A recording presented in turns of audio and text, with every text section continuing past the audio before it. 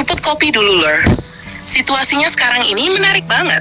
Kalau kita tarik garis antara kunjungan Prabowo Subianto ke Rusia dengan makin mesranya hubungan pertahanan Indonesia dan Amerika Serikat.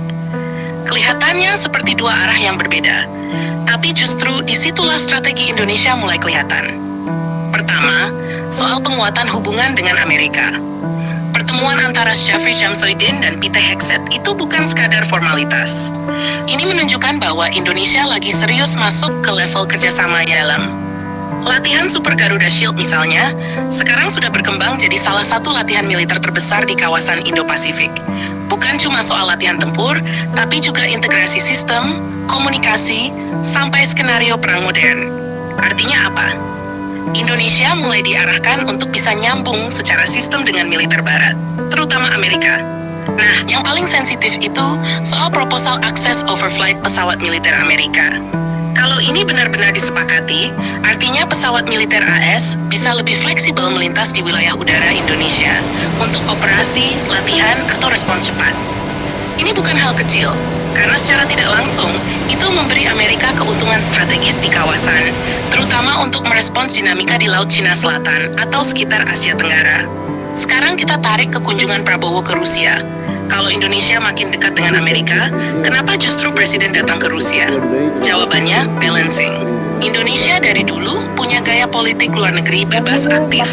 Jadi bukan memilih satu blok, tapi justru bermain di antara kekuatan besar. Di Rusia, Prabowo kemungkinan besar membahas beberapa hal krusial. Pertama, potensi pembelian alutsista. Rusia masih punya daya tarik besar, terutama di sistem pertahanan udara, rudal, dan teknologi tempur yang tidak selalu bisa didapat dari Barat. Kedua, kerjasama energi dan komoditas. Apalagi kondisi global sekarang lagi fluktuatif, minyak dan gas jadi kartu penting dalam hubungan bilateral. Ketiga, posisi geopolitik. Rusia tentu ingin memastikan Indonesia tidak sepenuhnya condong ke Amerika. Dan disinilah Indonesia memainkan peran yang cukup cerdas. Di satu sisi, Indonesia meningkatkan interoperabilitas dengan Amerika lewat latihan dan kemungkinan akses militer. Di sisi lain, Indonesia tetap membuka jalur dengan Rusia untuk menjaga alternatif kekuatan dan teknologi. Strategi seperti ini sering disebut sebagai hedging strategy, tidak bergantung pada satu kekuatan besar. Tapi tentu ada risikonya. Kalau terlalu dekat dengan Amerika, Indonesia bisa ditekan dalam kebijakan luar negeri. Kalau terlalu dekat dengan Rusia, bisa kena dampak sanksi atau tekanan dari Barat. Jadi langkah Prabowo ini bisa dibilang seperti jalan di atas tali, harus seimbang. Yang menarik untuk kita tunggu ke depan adalah, apakah kerjasama overflight dengan Amerika benar-benar jadi? Apakah ada deal besar alutsista dengan Rusia?